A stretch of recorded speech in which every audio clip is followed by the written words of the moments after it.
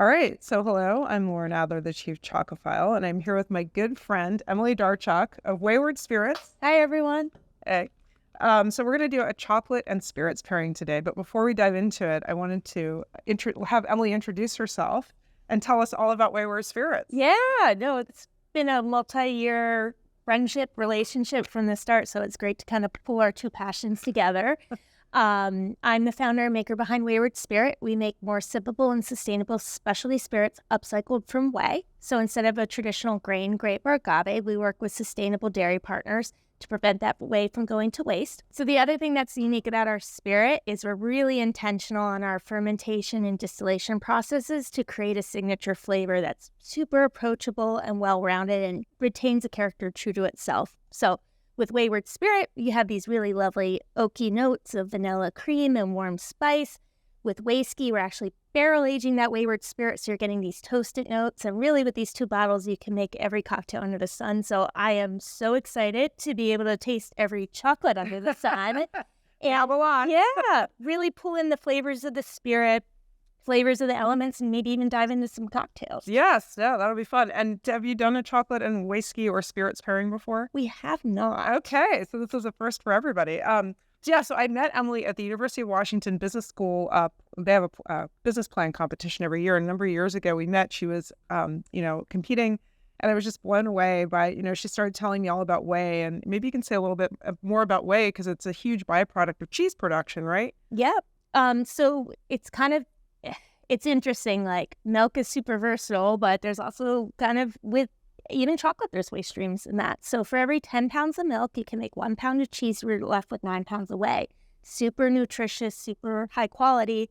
Over 100 billion pounds are produced annually, and most of that goes to waste. So what we're utilizing is that with that nice nutrition and that mild flavor to actually be that fermentative base and kind of create a really versatile spirit out of it. That's really cool. And just a little bit more on the whey because I'm fascinated Yeah. by it. You say it goes to waste. When you're not making spirits out of it, what happens to it? Yeah, so everyone thinks of protein and whey, but actually if you look at the liquid whey, think of like Little Miss Muffet, right? She has her curds in the whey. The curds get pressed to make the cheese. The whey is all the liquid left over.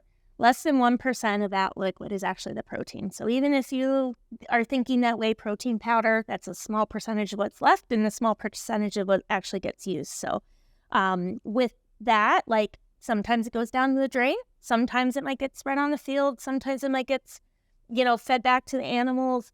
A lot of times, like it just goes underutilized. And if it's mismanaged, or even if it goes down the drain, then the municipalities have to deal with breaking down all that nutrition. It has a high BOD, which is essentially the nutrients in there. And if you put nutrients somewhere, end of story, nature wastes nothing. So can get algae blooms or other things like that. So essentially, we're using fermentation for good. We're breaking up those nutrients and converting that into essentially a lovely spirit. So upcycled, fraction the carbon and water footprint, but really kind of utilizing everything from farm to flask. And how did you come up with this idea? I'm a food scientist, and I worked in the food industry doing product development and innovation. And I saw a lot of gaps in the food system. And that just inherently in how production works. And I saw a lot of innovation going away from the big companies and kind of going on the, plates of entrepreneurs to really focus and tackle. And I thought, hey, I can be a bridge to actually bring some innovation to the spirits industry, which I kind of like to say has been stuck in the 1920s.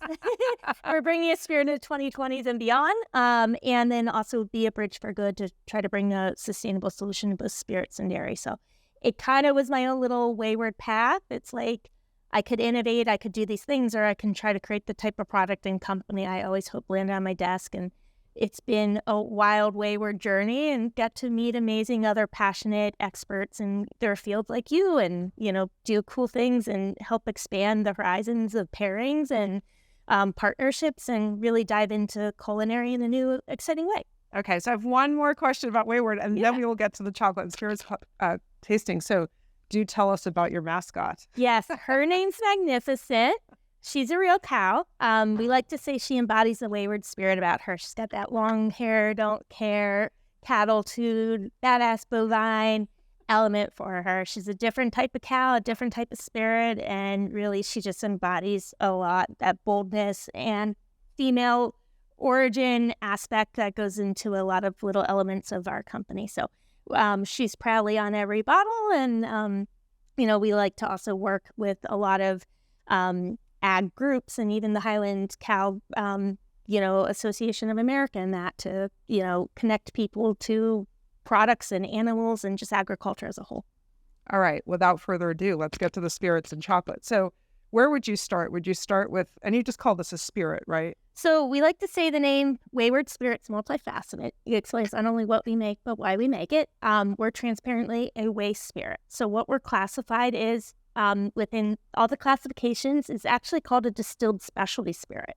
And that's actually the only classification where you can truly innovate. Because if you want to be called a vodka, by definition, you have to strip to neutral. So there's no remaining character or nuance to it. If you want to be this, you have to do it this way and that. And that's why a lot of products end up tasting the same. So we could have stripped to neutral to be a vodka, or we could have done something else. But it's not only that whey base, but the fact we're doing our fermentation and distillation in a holistic way that doesn't strip it.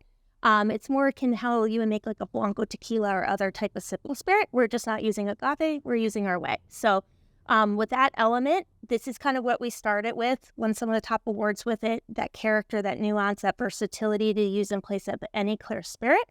And then we started barrel aging it. So before the barrel Wheyward Spirit, after the barrel Wheyward Wheyskey. So we always like to take you on that journey as your food evolves. And I think Wheyward Spirit's a great place to start to kind of understand the anchors of our base spirit before we even add any aging character to it. Okay, so we're going to start with the spirit. Let me gather my tastes over here.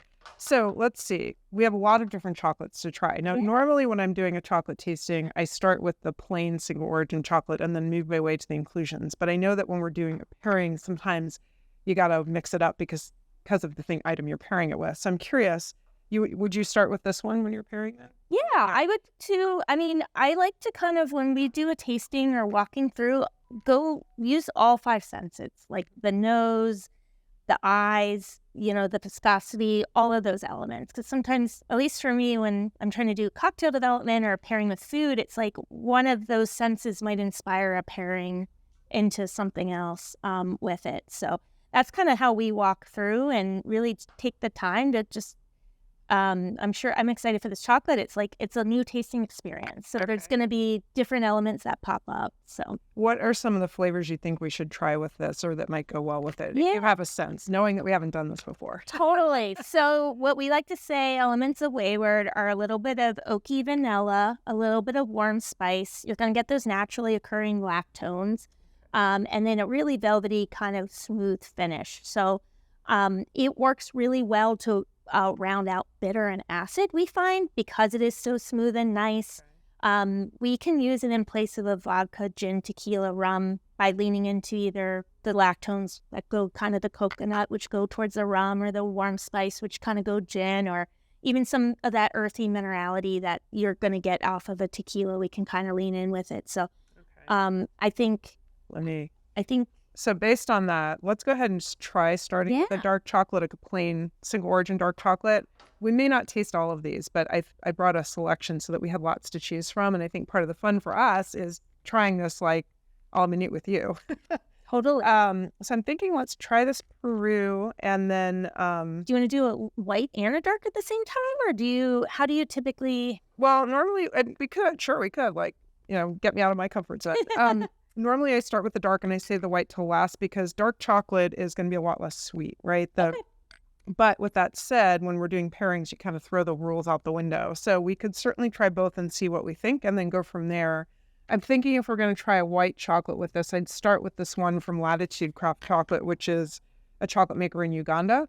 And this is a caramelized white chocolate, which means that they toast the cocoa butter and turn it kind of biscuity. But it's a plain white chocolate. I have one other white chocolate that I brought, but it's got some chilies in it, so that might be good to try, and orange. But that might be good to try later with the Wheyskey. That sounds wonderful. So beautiful package too. It is. I mean, aren't they all beautiful? And then let's see. Well, let's try these two, and then we can choose another one based on our experience with these. So this is Moku Chocolate in Philomath, Oregon. So Maureen Nikaido. Not far from here. We're filming in Portland today. So hello, Maureen. Let's go ahead. This bar is already open. So like Emily said, we're going to do the same thing We're going to use all 5 senses. So I always tell people don't put it in your mouth yet, which we're doing a pairing, so we won't be putting it in our mouth yet. We've never done this with chocolate, so I'm really excited. So I'm anchoring to like what we've done before, and we've done a little bit of pairings with cheese in that. Like one aspect of like cheese is a little bit on the acidity, but also the fat level. Like, is there a variability in the like percent of fat within the chocolate to kind of anchor to what you pair? Yeah, that's a good question. There is, unfortunately, unless the chocolate maker does the nutrition panel on the back, you can't tell. And many of them are small enough that they don't have to do the nutrition panel. But cocoa butter, which is the natural fat in chocolate, is already in the bean. And the bean is approximately equal parts cocoa butter and cocoa solid. So it's approximately 50% fat. However, that can vary a bit depending on the genetics and where it was grown. And on top of that, some chocolate makers, and I'm going to pick one of these up not knowing which chocolate maker is, they add extra cocoa butter. So they add extra fat. And so this one does have the nutritional facts on the back. So if I look here, I can look at total fat is 11 grams, 14% of the bar.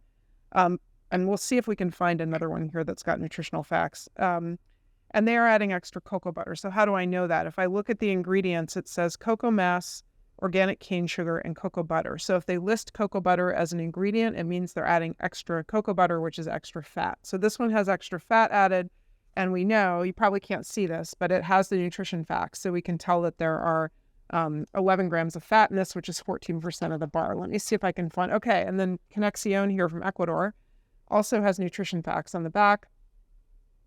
And the total fat here is only 4 grams. So it's a pretty big difference.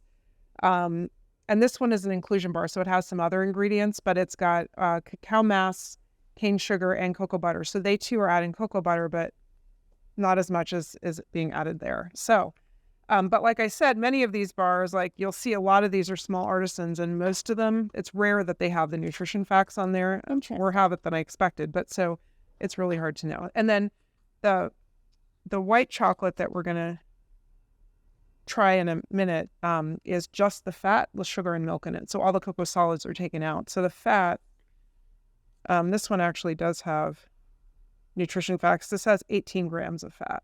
Okay. So, and I don't know if that's the winner. But okay, so again, we're going to start with this mocha chocolate. This is cacao that came from the Ucayali River in Peru, and it's a 70% bar. And it's a 3-ingredient bar, meaning that it's cocoa beans, organic cane sugar, and it does have added cocoa butter, and the total fat is also 18 grams. Wow, I'm not used to having so many bars that have nutrition facts. This is great. So I'm going to ask you, do you start with the liquor and then taste the item you're pairing with it, or do you go the other direction? I do, just because, and I think there's a philosophy, you add a little bit of water, add a little dilution, it lets flavors come out. Honestly, what we do is we sip straight. We make sure we're sipping at room temperature. But I like to get grounded on the spirit, just because I feel like you can get a little bit of the flavor. You can think about some notes with it, and then you kind of add that in and then come back to it and see if you agree with it. But, especially to get grounded on it while your palate's still fresh, that's kind of how we go with it. But we always kind of look at it. Our spirit, even though we don't have any additives or glycerin or flavors or colors, it has this lovely viscosity and almost kind of legs to it. Yeah. So that's kind of, for us, it kind of primes you a little bit on that mouthfeel and that creaminess. You're going to kind of experience, some people almost call it a little bit of a pelliness. We call a little bit of what? A pelly. Like it's a little bit of like, it's not creamy like a thick fatty. It just kind of has a nice body to it. We can see the legs. Yeah. And then just on the nose too. And I'd love to be able to get your take, especially as we taste it, about the impact and importance of fermentation on all of these cocos. So with us, because we're making our cuts and we're really intentional in their fermentation, you get to say making our cuts. What do you mean by that? So essentially how you make a spirit is you have something fermentable. So that's your grain, your grape, or in our case, the whey. And you have that, and then you add yeast, and essentially the yeast breaks down the nutrients, and based on the total environment, the temperature, everything within it, it's going to make both alcohol, but it's also going to make these flavor elements too. with it. And then you take that, which is a wash and distilling, or you can think of it almost like a beer. And then you put that in your still and you do distillation. And distillation is essentially just taking advantage of a difference in, essentially evaporation temperature. So based on how you're making your cuts is when you choose what you're keeping and what you're not. And your alcohol is a lower temperature than water. So you're pulling out both volatiles depending on the temperature and where you're making your cuts and what you're keeping and not, as well as the ethanol and other things like that. So it's a way of both upstream and fermentation, but also downstream how much flavor and character you're keeping in your spirit. So where a chocolate maker is, they're having a huge impact on these cacao beans when they're roasting. Like that's where they're really imparting their own personality onto the flavor, because they're fermented at the farm. So the chocolate maker gets them fermented, but they're going to make their mark on roasting after they've chosen the beans that they like. It sounds like your cuts are kind of your way of imparting your personality and the flavor that you're looking for on the spirit. Yep, and upstream, just trying to create, I'm a believer garbage in, garbage out. So like from the start, you try to create the best thing, and then you amplify and highlight and probably add your own little personal touch through your roasting or through us and our distillation and what we choose to keep them and whatnot. And it's the same thing, garbage in, garbage out with the cacao. If it's not well fermented, doesn't matter what the genetics were like. When the chocolate maker gets those beans, they can roast them all they want. They're probably not going to make a good chocolate. So true, no matter where you are. Yeah. And I just have a funny thing. It's whenever I ask another expert, like spirits or cheese or whatever, which would you try first? They always say their own thing first. But I had cheese and chocolate are a fabulous pairing, I might add. But I had a cheese expert say to me, well, you always start with salty and go to sweet. I couldn't argue with that. And in all honesty, I think when you're doing a pairing like this, it is fun to kind of get your mouth coated with the flavor and then give the chocolate a chance to melt. The only thing I would say, and maybe we can try this a couple different ways, is that chocolate, the reason it's so pleasing to humans is it melts, the cocoa butter melts just below your body temperature. And so if your mouth is on the colder side, it's going to be slower to melt. Okay. But I don't think this is cold. So let's try this. Let's go this way first. And then another tasting, we can start with the chocolate. I love it. Okay. So even on the nose, you're going to get some of those fermentation notes. And it's sweet, it's complex. And when you have more notes and I think flavor and essence, you're not getting hit in the face with like alcohol, like you would be getting in a vodka or something else. So a lot of people see clear spirits, they're thinking harsh, they're thinking alcohol, they're thinking like, and really, because we have those notes and that complexity, it's actually inviting and something you're able to kind of sip versus cover up. Okay. There's definitely a lot of aroma. And that was intentional because we think that almost kind of adds a really important element to pairings as well. How would you describe the aroma? We get a little bit of, I think, some kind of, some people pick up a little bit of a pear. I definitely get some fermentation notes, like spirit's been disguised a little bit like a sake, having some of those kind of notes to it. Sometimes I get a little bit of a green banana essence on it, but really it's kind of this nice, sweet, savory balance, I think, kind of on the nose. I think for me, there is some fruitiness, like for like a really ripe banana. You said green, you're getting green banana? But a banana note, but not like, oh gosh, not like the astringency in a chocolate. Well, I'm thinking like, you get like the Runts kind of banana, like that kind of overly candy. Yeah. I forget. Oh, like fake banana. Fake banana. There's a compound in your food science. Yeah. So like, but yeah, definitely kind of. I see the pear. I can totally see that. There's also like I'm getting a little bit of an earthiness that's like you said balances it out. We get a lot of minerality, I think, too, in that earthiness. In a way that I think grounds it out. Kind of gives it a little bit of weight to it. Okay. Yeah. Right. So onward. Okay. But I would say with our spirit, you're not getting that nasal burn with alcohol like you are. It kind of stays on your palate. It kind of coats it a little bit. You're getting any warmness kind of more in your chest down the throat. So it's kind of like a nice warming experience versus the kind of ethanol burn. And I think a lot of that is just the complexity of flavors you're getting at different times on your palate, it kind of creates some of that viscosity, some of that mouthfeel. I think that, even though we're 80 proof spirit, you're not getting that harshness you're getting with, something more neutral. It has a nice finish. Like, I have a lot of flavor on the finish. You're right. It doesn't feel like that alcohol burn that you expect from vodka. And it does kind of like slowly warm your throat as it's going down. But I did get like the banana and kind of, there's something I can't quite put my finger on. I almost want to say like it's a banana caramel tart. We get a little bit of that oaky. Some people get a little bit of spice. It's funny. Don't get me wrong, it doesn't taste like licorice, but like there are some people that are so sensitive to anise. They are like, oh my gosh, anise, and it's a flavor certain people are really sensitive to. And I think it's, you're getting a little bit of that pink peppercorn, maybe a little bit of those anise notes, but it's not forward in it. But it's kind of funny. You either are a super anise taster or not, but like we'll get that sometimes too. Okay, so now should we go ahead and try the chocolate? So just like this, you're going to use all 5 senses. So you want to look at it. You want to make sure it's nice and shiny. That means it's in temper, which is if you've ever left a chocolate bar in the car over the summer and it like kind of melts and resolidifies and it looks all gray and streaky. That's the bloom? That's the bloom. Okay. That's the fat separating from the chocolate. So you don't want it to look like that. This one doesn't, very shiny. You want to, and if we were opening a lot of bars, we would also look at the color, because the color tells you nothing about the percent. It has to do with the color of the cocoa beans. So if you're working with white cocoa beans, which are the most prized and expensive beans, I've seen bars of chocolate that look like milk chocolate that have no sugar added, but because the bean was so white, it looks like a milk chocolate bar. And then the purple beans, which tend to be more mass market, but there's plenty of good varieties that are purple as well, they're going to show up looking darker. And then mass market chocolate, they Dutch process a lot of it so they can control the color. So, but you want it to be nice and shiny. It is here. You want to feel it nice and smooth. Yeah. Yeah. Okay, now if you can, this one's a little thick. Break it in half. You want to hear a nice snap sound. Means it's in good temper. It's melting fast. We're actually at a good temperature for tasting. I used to keep my store at 68 degrees, which was great for the chocolate, but not when you were trying to taste it because it was a little too cold. All right, so rub it between your fingers under your nose and take small sniffs. Wow. Notice what you're smelling. Good chocolate, there's a huge difference just even in the aroma.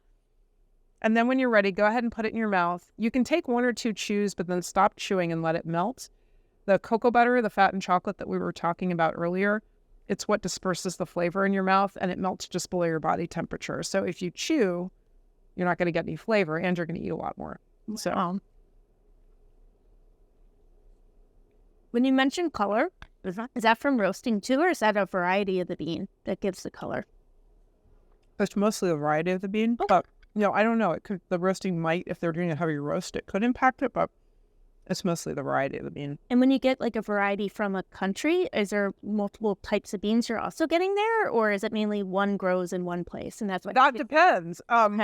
If you're in the Amazon River Basin, which is where cacao is native to, so Central and South America, it's wildly genetically diverse. Like tons and tons of genetics. You could have white, you could have purple, you could have every shade in between. They all cross. Lots of cacao. If you go to West Africa, which is where the majority of bulk market commodity cacao is grown, that's going to be more like 1 to 2 varietals that were brought over. So it's going to be much more homogeneous population genetically.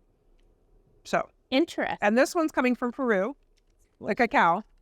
So there's a lot of genetic diversity there. This one is probably beans that are going to be on the whiter side, is my guess, because it's Ucayali. Yep. All right. Should we taste this again? Yeah. And wait, before you do that, any comments on the flavor? Almost like I don't want to say like a prune, a raisin, like kind of like that dried fruit element a little bit. It's delicious. I'm getting a little walnut along with that too, as well as a little bit of astringency. So the astringency, which would be like tannins in the wine, chocolate is naturally astringent. So it's going to have that mouth drying, and a little bit of that is very pleasant, which this is very little bit, so it's like a pleasant amount. But I have tasted bars where it's not so pleasant. This one's very nice. Okay, when you and I talked earlier, you said something about cherries going really well with this. When I drink this with the chocolate, like I get a cherry note that I didn't get the first time I tasted this. And tasting this a little bit, because I think there's a bitter and there's a little bit of those, dried fruit, cherry notes, a little bit of that element in it. It's almost like reminiscence of like if you make a cocktail and you bring some Amaro in, because you're getting a little bit of that and the bitter and that. So even though you're not getting the chocolate flavor, kind of like how those notes or how Amaro impacts a spirit, it's almost kind of like chocolate's doing that in a little way with its own character too. So it's like a chocolate sandwich or a chocolate cocktail. Fish delicious. Okay, so overall, we haven't tried it with anything else so far. How's that one? I think everyone's going to be a winner, but Okay. I think it's really good. I think it'd be interesting to try a little bit the polar opposite too. Well, let's try white chocolate on that note. This is a caramelized white chocolate. It's made in Uganda by Latitude Craft Chocolate, which is a company that works directly with cacao farmers and sells both cocoa beans to U.S. chocolate makers as well as makes their own chocolate in Kampala. So trying to manufacture in country of origin and then also export the beans. So, as I said, this is a caramelized white chocolate, which means they toasted the cocoa butter before they made it into white chocolate. And white chocolate is just the fat, so it's the cocoa butter with sugar and milk. So this one, you can see it's not quite the white you might expect. The other thing to note about white chocolate is a lot of mass market white chocolate is made with deodorized cocoa butter.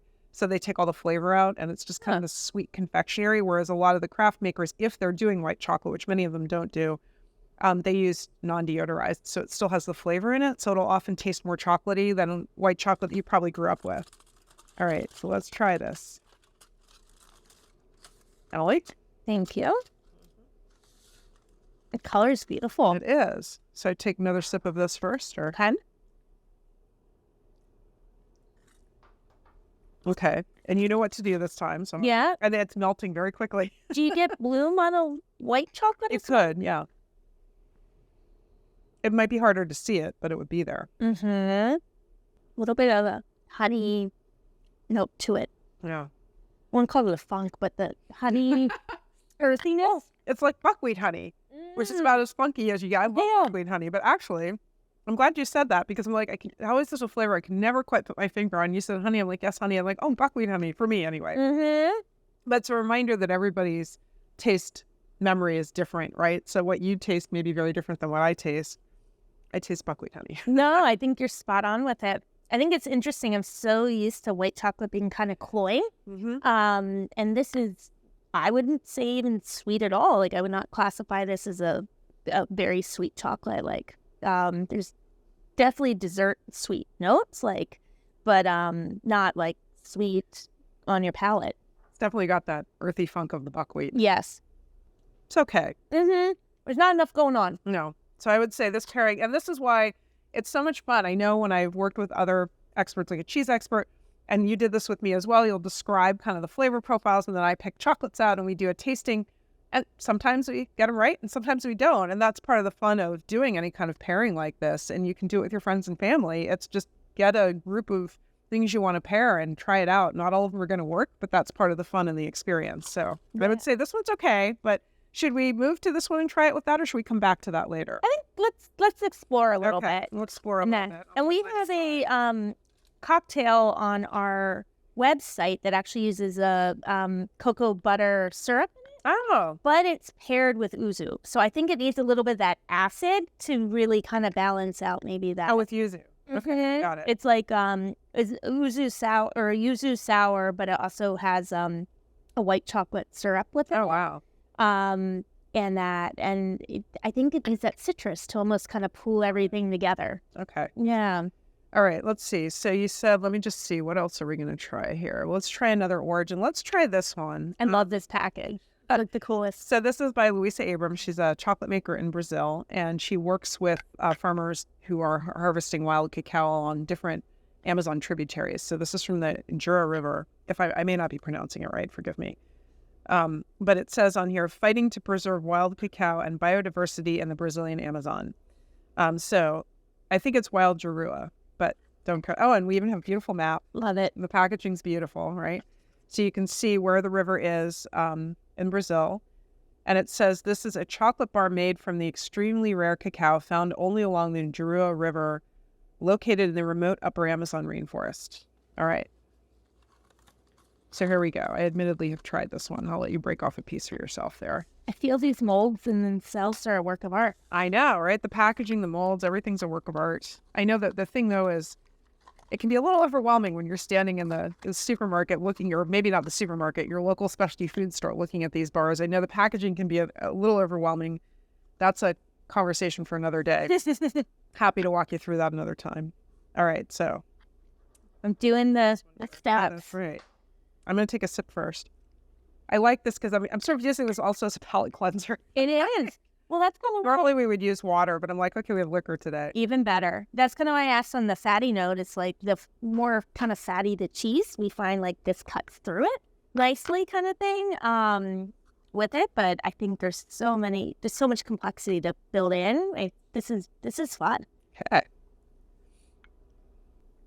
Get a brighter fruit on this one note, a little less of the cooked fruit note than the first chocolate. I think I need another piece. I get walnuts on this one. I don't know if it's a walnut kind of day, but and there's an earthiness to this one. See how this goes.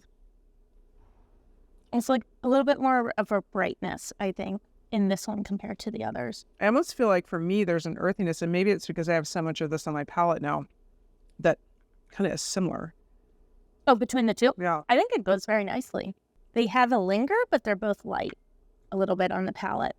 I'd love to try two before we move on, or maybe it's a good bridge if there's anything with like citrus or anything.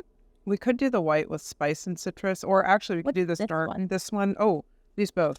This is Canadian orange peel. This one's from Ecuador though, and it's like, I think it's calamansi, which is a citrus fruit. Oh yeah. And these are all from So we'll try this one next. Okay. So this one is made by Mash Pea Chocolate. I actually bought this on their farm in Ecuador.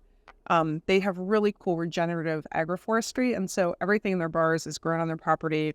They took a farm that had been declared like not productive and turned it back into this like wild jungle of, wild, they're cultivating it, but it looks amazingly wild and it's got amazing biodiversity, and they're doing everything like even more than organic. And they're making the chocolate there on site in this tiny place. So I think that might be a calamansi, which in the U.S. they'll call it a lime, but I know it's a citrus fruit. Golden lime, or calamondin, is a small citrus fruit with a delicate, soft, aromatic skin. We use the delicious skin of this relative of the orange to impart citrus notes to our unique chocolate bar. The calamondin's blossoms perfume our cacao plantations, bringing a bath of harmony to all the species living here. Cheers. And we have magnificent on here. Yeah. This is nice. There's a lot going on. You definitely get the peel and the bitter with it. I'm getting the melt is very difficult. It is a lot. It's a little goopy. So for me, it's not the flavor. It's taking its time. The melt is very different. Even on my fingers, I'm almost getting a little bit of that cocoa butter wax. I don't know if it's waxy or what do you call it if it's kind of remaining. It's fat. I don't know. Melted. It's definitely stickier than the other ones. I agree with you on that. It almost pills a little bit on the fingers compared to the other ones. Definitely getting not nutty if you're getting walnuts and everything else. Well, it's interesting because I'm trying to figure out how they did this. Because I'm not getting any texture, are you? Describe texture. Like something you have to chew in this case, because it's an inclusion bar, meaning it has something added to it. I wasn't expecting inclusion. Yeah, I guess it should have things. No inclusions at all. Right. So if it doesn't have anything, it means one of two things. When it's spices, they can put it, when they're refining the chocolate, they can throw the spices in and refine it with them. Oh. With this, I don't know how they would have done that, because you would think it would be peel. So I'm wondering if it's... Is that why it's maybe like waxier? It could be that they're using an essential oil that they've made from this, or maybe they are refining the peel, and maybe it's not the peel. Interesting. Again, it says they use the delicious skin, so I wonder if they're somehow refining the peel in here. I'm getting a hint of the calamansi, but not like a strong flavor. I don't get any of that kind of dried fruit. Yeah. So I don't know if the citrus kind of balances off what would be inherent with the chocolate, or what do you think? I mean, dried fruit is a specific flavor profile, so it may be that this chocolate doesn't have a dried fruit flavor profile. Okay. So let's do this. Let's try. We have another mocha chocolate, but this one has candied orange zest in it, and she dries the zest, and it's crunchy. But if we want to try something with orange, because I know you thought that would work well with this, let's give this one a try. I mean, I kind of liked this one with it. I do too. I think so far, for me, this has been my favorite pairing. It's really lovely. I like the melt on that guy too. It's really nice. Okay. So like, kind of when you think of a garnish in a cocktail, sometimes you're thinking as an orange peel, like you're getting an old fashioned, or maybe like a candied cherry or stuff like that. So that's kind of where it's like, oh, maybe do those inclusions or those elements. Is that kind of rounding note for it? So Interesting. Okay. yeah. Make another.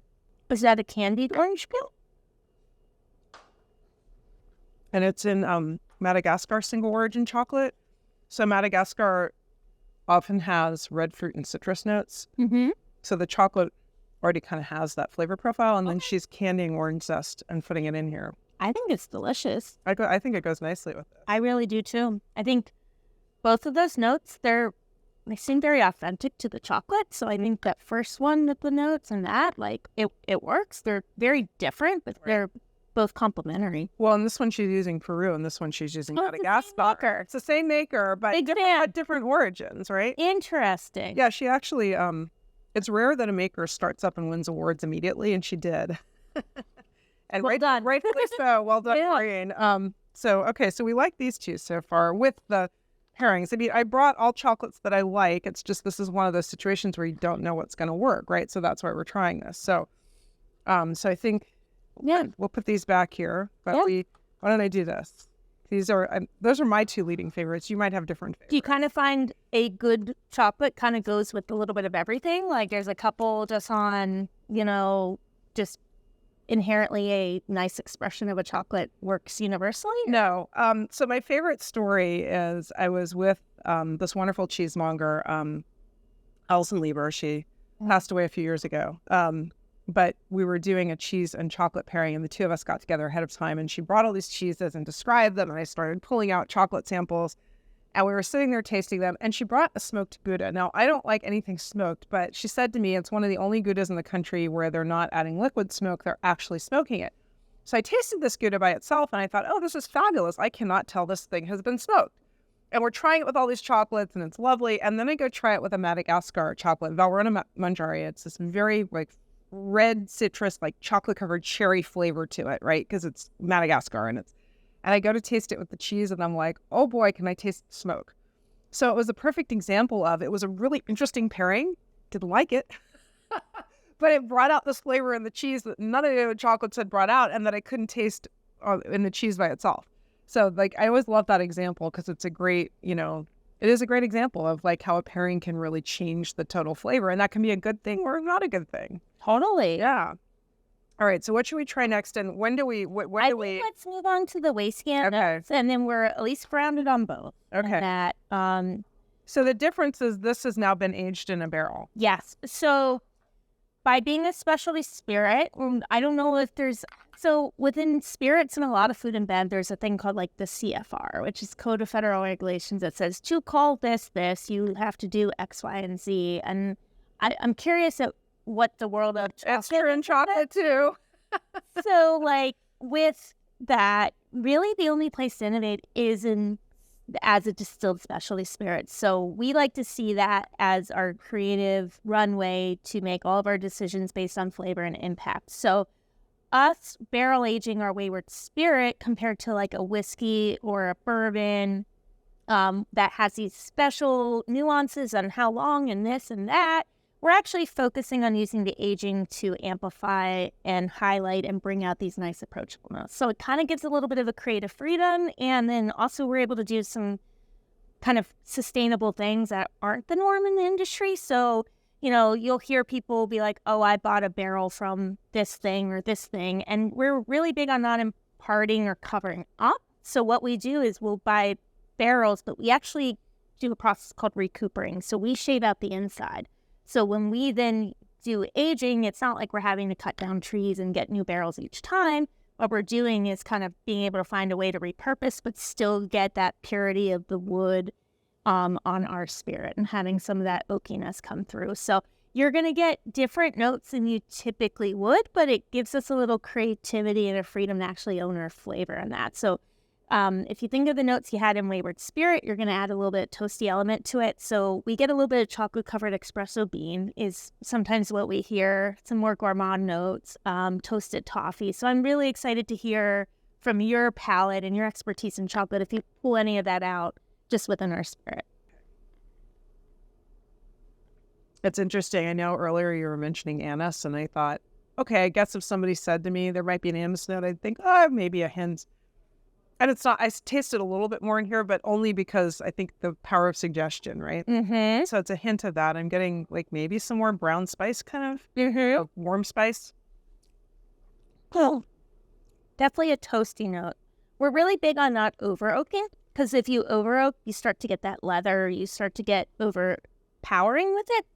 So we wanted to keep some of that creaminess, that I think approachability within the spirit that you can kind of bridge to either enjoy it straight and have it, probably more versatile for more people, but also be able to kind of pull in other elements within the cocktail and flavor. Well, and I get a lot on the finish. Like when I took my second sip, I was like, okay, I get some cherry. And again, I don't know what you get. It may be very different than what I get, but I get cherry, and on the finish, I'm getting like a lot of different things. I'm getting a little barnyard, but like in the best way. And I'm getting with the cherry and just maybe some of that more earthiness. But it does taste, I think they're both really complex, but I can see how you're saying this really brings out some of the flavors, and they're a little bit stronger, I guess, is what I'm trying to say. Totally. We like that. And I think very rarely can you say, such a highly awarded spirit goes into the barrel, but if it goes in there and you over age it, you lose all of that character.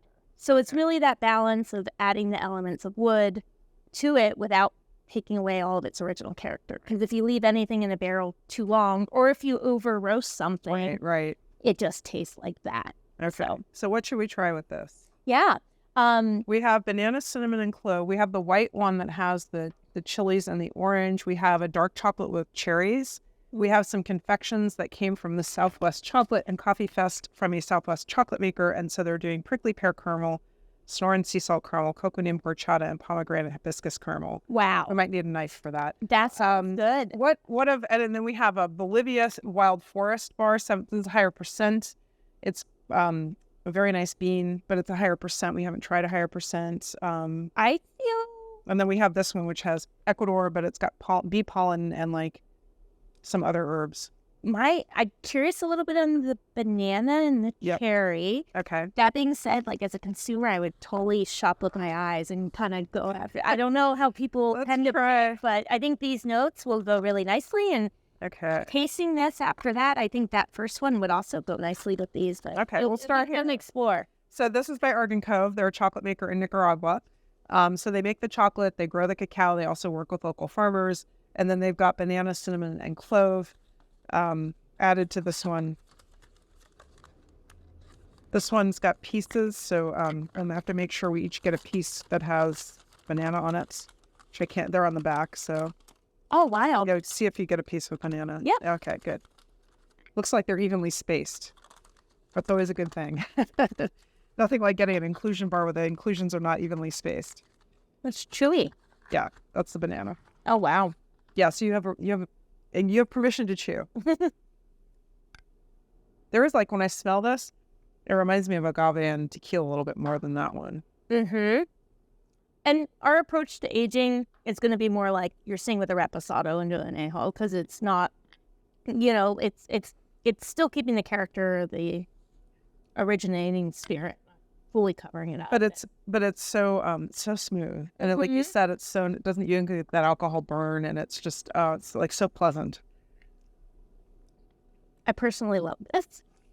It's like banana nut. It's all the things. Yes. Nothing like ripe banana, like tree ripened banana. Mm-hmm. But you get the nutty, you get all those originating elements. Oh, wow. I know. Isn't that a perfect The chocolate actually has a decent amount of astringency. Like astringency is that mouth drying you get from like green banana peel or raw walnuts. I'm getting quite a bit of astringency. The banana's amazing. It's amazing. And then this really rounds it out. But the astringency on this works really, really well with this. So Okay, so I don't know. What do we think? This one's pretty good pairing, right? So Match made in heaven in my eyes. match made in heaven. We thought this one was pretty good. Okay, shall we try the cherry in Ecuador? So Pocari is an Ecuador company. They recently changed their name, so this must be old packaging because they now have 2 C's in their name. I was in Ecuador and there were 2 C's everywhere. Okay, so here you go. So this actually does have dried cherries made with cacao from Ecuador, and it is a, my goodness, I can't tell what percent this is. Oh, 60%. So it's going to be on the sweeter side as dark chocolate goes. Has a little bit more of a bite to me. Like when I bite it, a snap. Oh, in terms of the texture of the snap. Yeah, I don't know if that's a technical term, but It is. It's also a much thicker bar. But this one doesn't tend to have as much of a snap in general. But it's also a very thin bar. So, oh, this one's sweet. Cherry definitely comes on the back end. Because, I mean, for me, the chocolate melted and then I was left chewing the cherry. So, I don't know if I got an inclusion, actually. Oh. Have another piece. We're chewing. Note to chocolate makers. Please make sure your inclusions are evenly distributed. Okay, and then we have to try this one before we're finished here. I'm not getting as much cherry forward, as banana forward. Yeah. That. I'm having the same experience. The cherry came at the end for me, like I had to chew it and I didn't get a lot of cherry flavor. And I'm also wondering, it could be the type of cherry, but I'm also, the bar is pretty sweet.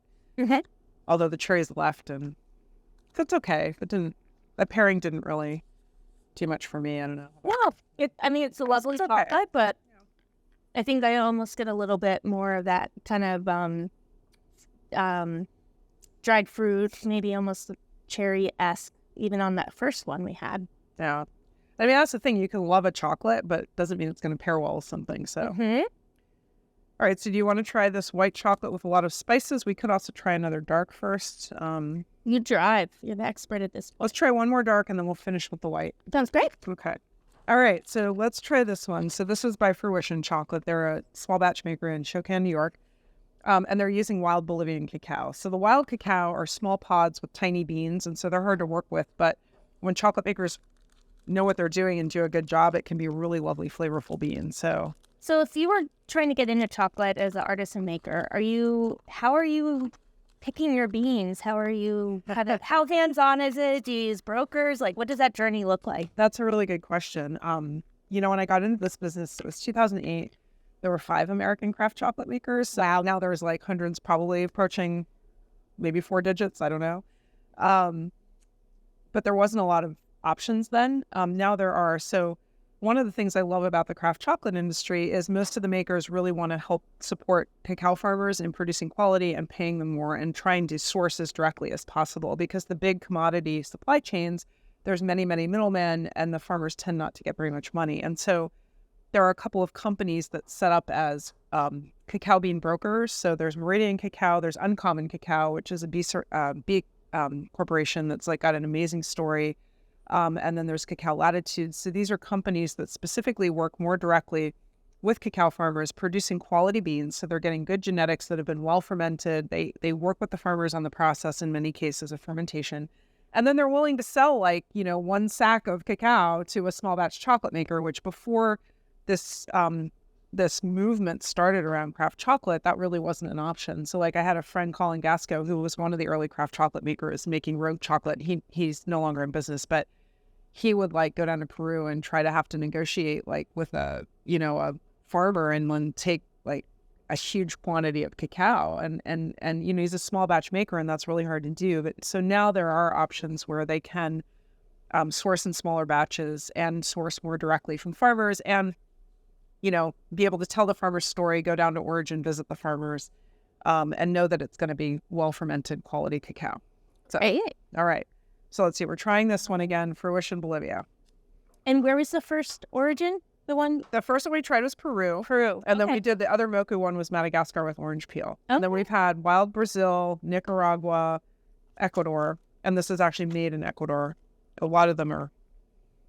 Ecuador is the third, I think, after West Africa in terms of quantity. So there is some good stuff. not having the right lexicon. This is just a nice, clean chocolate. I'm not getting any fruit notes, nut notes. Tastes like a nice chocolate. Or like what I think. A lot of bitter, I think, in the chocolate bitter, but like I'm not getting other linkages as much as I did on other things. I'm probably not the most articulate, but. No, it's a beautiful chocolate. It's 74%, so it's the highest percent we've had. And the percent, in the case of this craft chocolates, it's just telling you about how sweet the bar is. So that one's going to be about 26% sugar, whereas like these 70% are going to be 30% sugar. So the percent's just less sweet. It's got some astringency at the end. It is. It's like it's a very delicate chocolate, I would say. I get some flavor, but it's just very pleasant. Yep. I enjoy it. It's got a finish of a little bit of astringency, and then I guess it's like chocolatey finish. Yeah. But you know, most chocolate, again, the bulk market chocolate tends to come from West Africa, and that often has it'll have what reminds me of a little bit of a coconut note. And I think that's what a lot of people expect chocolate to taste like, more of that chocolatey coconut note. When I say this tastes like chocolate, it's not at all like that. It's more, I don't even know how to describe it. It's chocolate. It's good. But really good chocolate. Had a really nice melt down on too. So very nice milk. The more sugar you add, do you get different flavor elements kind of pop out? This is where I'm not a chocolate maker, but yes, Okay. I believe so. So yes, yes. The sweeter bars, that's where I know, for me, I will eat bars in the high 60%, but only because I know there's some origin bars that I really like where they've done a good job. But once you start getting below like 64, and even that's a little sweet. So the 60% is pretty sweet. And for me, that's a little too sweet, honestly. Yeah. But there are, normally I aim for about 70, but there are some bars that are in the high 60s that I love that are great origin bars, and I wouldn't want to give them up. But some of my customers would say things like, "Oh, I don't eat anything below 70 or 75," and I understand why, because it is sweeter. But for me, I'm willing to eat something that's like 65 and above if it's a good chocolate. All right, so okay, final one, and then we'll maybe do a confection, Cocktail and a cocktail. Yeah. Okay, so I have not tried this. Well, actually, that's not true. I tried a sample of this one, but I was at the Southwest Chocolate and Coffee Fest last weekend, and this is made by Mademoiselle Miel, who is a chocolate maker in Minnesota. And she said to me that she likes to rotate different inclusion bars, which this is, in and out. And she had done this one just for the Southwest Chocolate Festival since it was in New Mexico. And so this one it's a white chocolate, so it's cocoa butter. She sweetens everything with maple sugar, and she said that's what gets it this color. Lemon juice, ginger, oats, orange, and cayenne. And then she put a lovely dried orange peel, not candied, on the front. So this be interesting. It's an adventure. Yeah. I'm excited for you to try this. I think this is where, if you have the discipline to let it melt, the flavors really evolve. I admit I love her white chocolate bars. They're good. A lot of my colleagues won't eat white chocolate. I'm like, I'm fine with white chocolate. I mean, I don't eat it every day, but when it's a wonderful palette for bringing out flavors. And so she also did one that I didn't bring today that I got at the festival that was also a nod to the Southwest. It had pine nuts and rosemary. Love. And sea salt. I think it was really good. This I feel might almost go better with Wheyward. Okay. From that, this is the white chocolate we were seeking. I'll try it with both. Yeah. Oh, wow. Mm-hmm. That's really nice. It's a nice balance. Whoa, got that cayenne coming at the end. Mm-hmm. I think that's where the smooth syrup, our spirit as a backbone kind of helps. That is really nice. What a great pairing. I think that's my favorite pairing so far. I love those flavor elements. It's because it's almost like a savory note at the same time as sweet, and it's just delicious. Okay, I'll try with the wheyskey. Yeah. And we just want more anyway. I'm digging it with Wheyward. I think they're both really good. I haven't decided yet. The spice builds, which definitely impacts the pairing over time. Yeah, I agree. So with that one, I like it, but it actually starts to have like a sweet tart taste to it, with that orange candy sweet tart. Whereas with this one, It just tastes like an amazing confection. I think you lose a little bit of the ginger or something element of it. Like, I feel like you taste all the flavors of both elements together with that one, where this, I feel like you lose a little bit of all of them. They're both delicious. Yeah. That's a safe bet for both of them. But what a beautiful example of a white chocolate with inclusions. Like, love that. Yeah. Okay.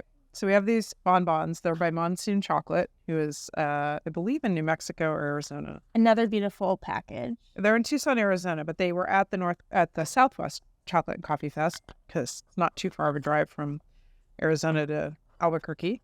And this is their 4 confection box. They've got a prickly pear caramel, a Sonoran sea salt dark chocolate, a cocoa nib horchata, and a pomegranate hibiscus caramel. Interesting. Now, let's see. How do we know which is which? They've got a nice key in here. Let's start with we'll do all 4, but let's start with the dark chocolate, because, and then we'll go to the sweeter ones. Does that work? Yeah. That sounds great. And I have to say, so being in the chocolate industry, and, I had a store and we used to sell bonbons, like, we all cut them because then you can try more and everybody can share. We would cut them in 4 pieces and try them. And so it's rare that I ever eat a whole bonbon anymore. You get lots. Like, I'll bring some home for my husband and we'll cut them. My A civilized way of biting each one and seeing what you like. Exactly. There you go. I think you get to try more. Yes. And everybody gets to taste. So this is the Sonoran Sea Salt Dark Chocolate. Oh, wow. Which one are you going to try it with first? I think that's a Wheyskey, but I'm not sure. You tell me. Very fudgy. I don't know if that's the right term, but... No, that one is. I'm going to bet these are all Wheyskey, but we'll see. All right, so let's see. I think the prickly pear might be Wheyward. That'd be my bet. And the pomegranate hibiscus, I think it could go either way. Okay. It might be a good way to land. We'll end with the caramels. It's interesting because, well, I guess the caramels are pretty sweet, and I guess that makes sense that these ones would be... What'll be interesting? Horchata. Oh, interesting. I mean, the horchata, no great surprise, is white chocolate on the inside. Huh. Well, and horchata has that rice and the sake. It'll be interesting. Good. Coconut. I was going to say, I get coconut. They must be using coconut milk. I wonder if they're using coconut milk for this. It didn't taste like coconut, but it didn't taste like dairy either. Very good. Get a lot of coconut. I think that's really good with Wheyward. That horchata. I'm going to have to top up too. They're actually both really good with this one. I think I prefer it with Wheyskey. This is another one I didn't get. Finger looking good. Yeah. Delicious on both. I think that's where it is. This is both spirits. You can make anything under the sun. This is a perfect pairing for both. So let me wipe the knife. Got our serious cheese knife here to cut the bonbons. Maybe prickly pear next? Let's do the pomegranate hibiscus. We're going from intense to less intense, so I'm not really sure how intense the prickly pear will be. I'd be remiss if I didn't ask. Yes. At some point on this session, I'd love to about liqueurs in chocolate. Like, how does that work? What is your take on it? Yeah, my thoughts on liqueurs and chocolate. So here's the deal. Because liquor is controlled, like we were not it's just like a liquor. It's difficult. So in Washington State, we wanted to make a bonbon that had a hint of liquor in it. And the response that I got wasn't even the Liquor Control Board. I think it was the food safety people was, well, if you put liquor in a bonbon, you will need to sell it to a distributor who can sell it back to you, but you can't put it in your retail store unless you bought it from a distributor. Those liquor-filled chocolates that you get, they're mostly sugar syrup, and I don't even know how much or if there's any liquor in them. So if I'm making chocolates at home, sure, I'd love to put a little liquor in, but the way the U.S. Liquor laws work, it is just too difficult to bother with. All right, so I tried this one. Love it. Oh, I haven't tried that yet. Gooey, and you left me the not one to split. You left me the big piece. But I think this is beautiful with Wheyward. I think it could work with both. But like, how good is that? It's definitely a one biter though. This one will probably be the same. We'll still cut it. it's kind of nice to see the inside come out too, at least for this purpose. I actually think I prefer it with the spirit. I mean, in fairness, I'm tasting this and I'm trying each one. Yeah. Well, you get some nice, I think that pear, that berry, that fruity, it goes really nice. And that's kind of, at least when we kind of go right into our cocktails, at least the elements of thought, like we were proposed to. So it's lovely chocolate. I feel like it has a lot of flavor on its own. And this one, there's like 2 flavors. It's nice. It's actually nice. Yeah. I feel like this one's more of a compliment, I think, as you said. So let me wipe get all the pomegranate off. All right, final confection. We're going to do the prickly pear caramel. And it's probably also going to be a runny one, but quickly, take your half. There you go. There we go. Here, take the bottom. Or wait, I guess. Yeah. We're good. There we go. It's like a chip. I'll lick the wrapper again. I have no shame when it comes to chocolate. Very caramel. I really like that as a bonbon. I'm not sure how I feel about it with either one of these. I do it with almost the spirit more because the caramel notes give me a little bit of where the whiskey was going. Yeah. But really good. I'm not getting any of that fruit forward with it, but it's very good. I like the salty. If I had to pair it, I would do spirit, just because then I'm getting a little bit of the essence of the whiskey with the caramel toasted thing, but really nice. I think out of all of these, the horchata and the prickly pear, I think were the best pairings out of it. Is that your horchata left? Yes. Are you like my husband where he saves his favorite things till last? We are, maybe. On that note, cocktails. Right? All right, we have to finish with a cocktail. Yeah. That's your horchata. And she's going to horchata. I also saved this one for last. Okay, there we go. Very good. So yes, we're going to finish with a cocktail. So tell us about the cocktail. Yeah. So just kind of thinking on, in general, pairings, kind of as we mentioned before when we kind of went along on the journey, I think we have one more. Yeah, if you could. So like what notes are we pulling out, which we might also get with chocolate, maybe not, maybe it goes together, maybe it fights it, but you know, on our recipe, on our website, we have a ton of recipes too. We wanted to kind of at least highlight today that we thought might have some notes that we also tasted here. This is our way to Manhattan.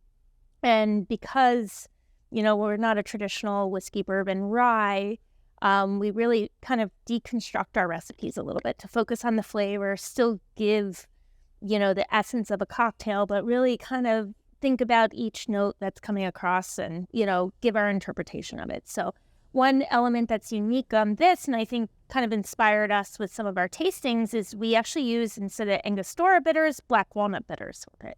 So you get a little bit of that dessert note. You're pulling out some of those kind of toasted elements we've had, but also the walnut you kept picking up in all of kind of a lot of our favorite ones. The other thing that we liked about this that kind of were like, oh, how the inclusions work is obviously kind of a cherried, a candied cherry in it. So you're kind of balancing out a little bit of that toasted note, the nutty note, but also some of those cherry notes to see there. So that was a little bit of our inspiration on the flavor experience. So if you want to try. Okay.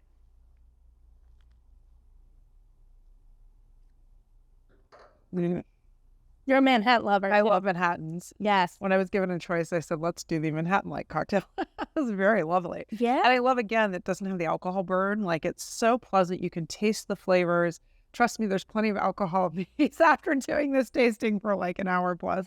But it's so smooth. Oh my gosh, is that smooth? Yeah. And that's kind of where we're like, hey, like, what flavors go with it? Let's rethink of it. Just the little differences, instead of an Angostura forward, let's look at black walnut. All of a sudden, it's a well-rounded, still Manhattan experience, just a little bit more approachable. It's a little more complex too, I feel like, because it's got all that going on. Would you try it with a chocolate? And if so, which one? I haven't tasted many. Boy. Or maybe we open up one we haven't tasted. I don't know. Oh, we've tasted most of these. You know, I'd be remiss if we didn't at least try. Okay. So this it's is so pollinator chocolate. I don't know if it's a good pairing or not, but I know you've been excited about the pollen. Yeah. So this is pollinator chocolate. And they're in Colorado. I got this at the Southwest Chocolate and Coffee Fest. But it's Ecuadorian cacao, Colorado sugar. Oh, that's interesting. I didn't know they had sugar in Colorado. Organic cocoa butter, Colorado pollen, rose corn flour, and marigold flour blend. Interesting. This is certainly eye candy, if nothing else. Yeah. So, okay, I definitely shot with my eyes. Yeah. Noisy. Noisy packaging. Okay. Oh, look at the back. Oh, It's not yeah. so pretty, but the There's back has pretty the flowers flowers on the back. It's like, yeah, flowers. So, okay. Emily and I know each other well. We're sharing cocktails. Go for it. Go ahead. It's a nice chocolate. It's very mild. Mhm. I'm not getting a lot of flavor from the pollen. Are you? Nope. I was going to say the same thing. I think this one, or the first ones we tried, I think, or even the Brazilian as well. I think any of these just kind of chocolate, nice balanced bars would go beautifully with that. It's nice. Oh man, and what a Manhattan. Life-changing. Right, it is. Venture Wheyward. We like to say you can elevate the classics, do a little bespoke twist without having to do a ton of work, and just create a new experience, get the neurons firing, try something new, do a new pairing, just have fun. Well, everything about you and your product is innovation too, right? So why not innovate the cocktail? If you're going to, intentionally enjoy, have an experience with it and try something different and explore a little bit. Well, and I love that your company is like completely based on sustainability. Like that's how it came about. Just makes sense sometimes. Yeah. So, yeah, no, delicious. I think any of those pure chocolate things, sometimes classics are classics for a region, and you can pull some elements together and create a new experience with it. So those are all great. Really beautiful bar though. Nice chocolate. Yeah. Very nice. I think maybe just to close it out, the 11 Verbena. Okay. And this is my good friend Jenny Samaniega, who is Ecuadorian, and she runs this wonderful company called Conexion. She distributes in the US, but she is Ecuadorian. She works with cacao farmers in many regions of Ecuador and does really great work. And so, yes, we would be remiss if we did not try the lemon verbena. Which one would you try this with? The Spirit? So, actually, our second cocktail is the Wheyward Spirit. Another cocktail. Yeah. So we call this the Fly Away, which is our version of a paper plane. And, traditionally that's with an aged spirit. Actually, we think the flavors work beautifully with Wheyward Spirit. It kind of highlights some of those kind of fruity notes that come from the other elements within the cocktail, and I think will work really beautifully with the lemon and the other elements here. So, after you take a sip, I think it's beautiful too. Yes. Okay. A lot more toasted than I was expecting on this, just from the grain. You mean the quinoa or amaranth, right? Oh, excuse me, amaranth. So you're getting more toasty notes? A little bit. I think it depends what side up you kind of... That's a good point, whether it hits your tongue or not. Mm-hmm. I need another piece. I will also say, it's challenging because I know my palate gets shot after probably 5 to 6 chocolates. Mm-hmm. And it's challenging. Sometimes I'll judge, and it's really hard. Like Mm-hmm. So you're saying tongue down. I think I don't know. Let me it changes. Well, it changes how quickly it melts, too.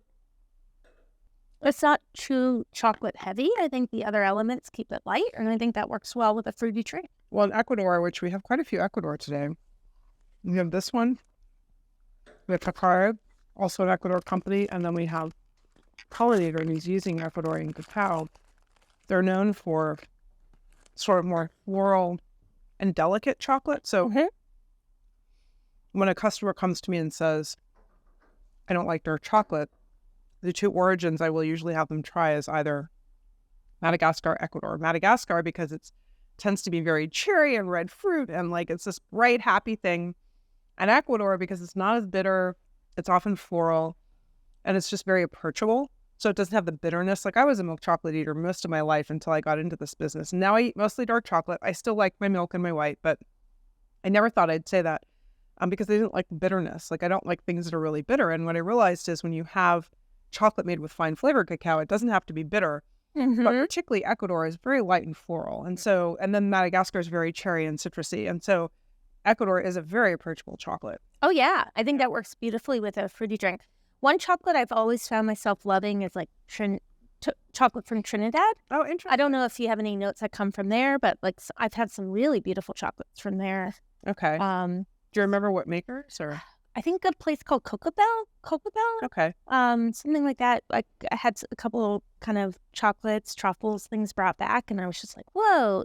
Sometimes it's life-changing when you have a chocolate that you just connect with. The flavors are great. Like you want to dig in deeper, and even just their inclusions in the different flavors they pulled in, everything worked. So it was kind of a fun little kind of rabbit hole to go under. Well, interesting. I'm going to be at the DC, like in Washington, DC, chocolate festival in a couple of weeks, and they actually have a pretty tight relationship, and they have a lot of chocolate makers and chocolatiers from Trinidad and Tobago. Love it. So I don't know if Cocoa Bell is going to be there, but if they are, I will be hunting them down and checking that out. But they do have a lot of makers from there. So beautiful, at least from what I've had. But all these chocolates have been so good today, and a lot of fun in the pairings too. They have. It seems like, so I think when we were trying, there were a lot that went, like, I was telling you that example of the smoked Gouda that didn't, like, that was tasting it with the Madagascar and thinking, wow, this is really interesting. Like, it brings out all these flavors, but I don't really like it. I felt like today, everything pretty much worked. I mean, there were things that worked better than other things, but nothing was that polarizing. Like it was, a lovely experience. I think we liked these with the Spirit, I think, right? This one was lovely with the Wheyskey. And so most of them, this one was lovely. I think we liked that with both, didn't we? I'm trying to... Mainly Wheyward. The Spirit, the main Spirit. But everything worked. Everything worked, and I think, too, when you add the complexity of a cocktail, you can even balance out even further.